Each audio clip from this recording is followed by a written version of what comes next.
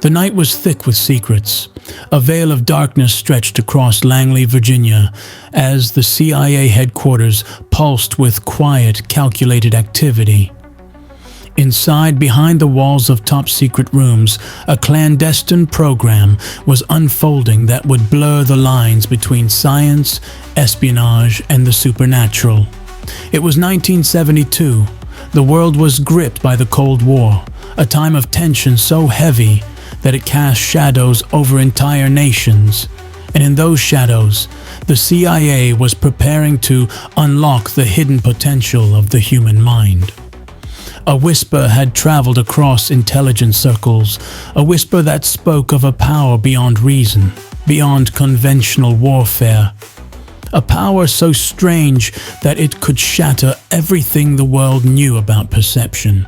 It was called remote viewing. The concept was simple yet mind-bending, the idea that the human mind, with enough training, could transcend physical space, see distant places, and even uncover secrets hidden behind the thickest walls of secrecy. But how could it be real? How could the human mind possibly stretch across continents, see through the fog of distance and time itself? The skeptics dismissed it as pure science fiction, yet in the dimly lit halls of the CIA it was something to be explored, something to be harnessed. And thus, Project Stargate was born. The origins of this strange program lay in a series of covert experiments, the first of which involved psychics and paranormal researchers. They were tested, not just in controlled labs but also in the field, sent into the most dangerous places to attempt what no one thought was possible, to peer beyond the veil of reality itself. The CIA believed that if these so-called psychics could tap into this power, they could gain a monumental advantage over the Soviets. Information could be stolen, weapons could be predicted, and enemies could be thwarted without ever crossing a border. The stakes were high and the desire for success was insatiable. In the early days, the program was shrouded in uncertainty. The results were inconsistent, fleeting. Some subjects appeared to see distant locations, but the images were often blurred, distorted, fragmented. They described the layout of enemy facilities, the movements of foreign leaders, but nothing concrete. It was like a dream, just out of reach, always slipping through their fingers. Still, the agency pushed forward, and with each failure, the promise of a breakthrough loomed larger. The scientists, the researchers, and the remote viewers themselves were all pushed to their limits. And in that tension, something unimaginable began to happen. There was a woman named Pat Price, a retired police officer with a gift, or what some might call a curse. She could see things.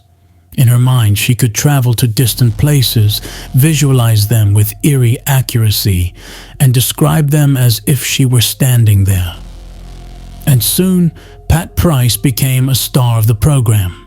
She could describe military installations with pinpoint precision, identify hidden bunkers buried beneath the earth, and sketch images of the unknown. The CIA took notice. They sent her into the heart of the Soviet Union, a place that was a fortress of secrecy. She saw things she could never have known: underground bunkers, secret weapons facilities, even the names of spies. But there was something darker at play. In the midst of their research, the CIA wasn't just using remote viewers for intelligence purposes. They were also exploring the boundaries of what the human mind could endure. They asked the impossible.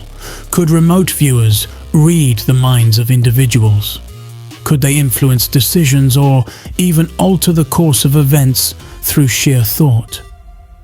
As the program advanced, the boundaries of ethics, reality, and sanity began to blur. A breakthrough came in the form of a man named Ingo Swann, an artist and psychic whose reputation had spread among the military's intelligence community. Swan was a genius, not just because of his ability to see distant objects or places, but because he could describe them in incredible detail. And when the CIA tasked him with an assignment that seemed impossible, to see the surface of the moon, he did it. He accurately described craters, structures, and alien-like technology, and all of it was later verified. The CIA had their answer. The unexplainable could be real. As the years passed, Project Stargate became something far more than anyone had imagined. It wasn't just a military tool, it was a window into the unknown. The boundaries of science and the supernatural merged in a space where reality itself seemed to bend. But the deeper they went, the more dangerous it became. It was as if they were not only unlocking the human mind's potential, but also opening doors to something far darker.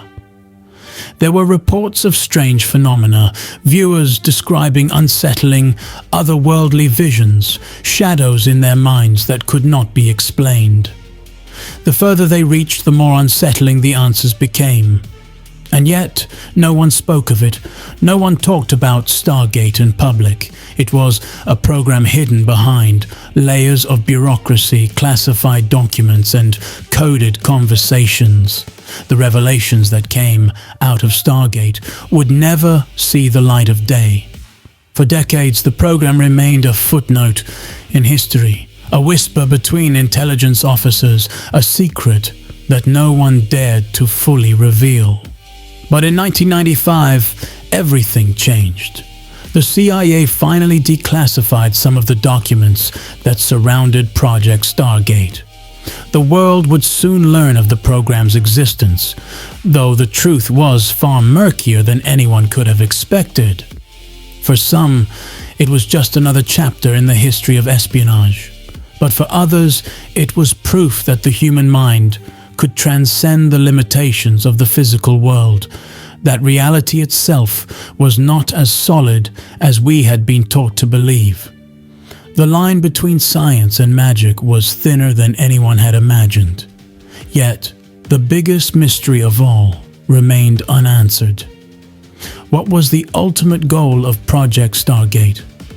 Was it to gain an edge in warfare, or was it something more profound? What was the cost of peering into the unknown? Were they playing with forces that could never be fully understood? Forces that could change the world in ways no one could predict.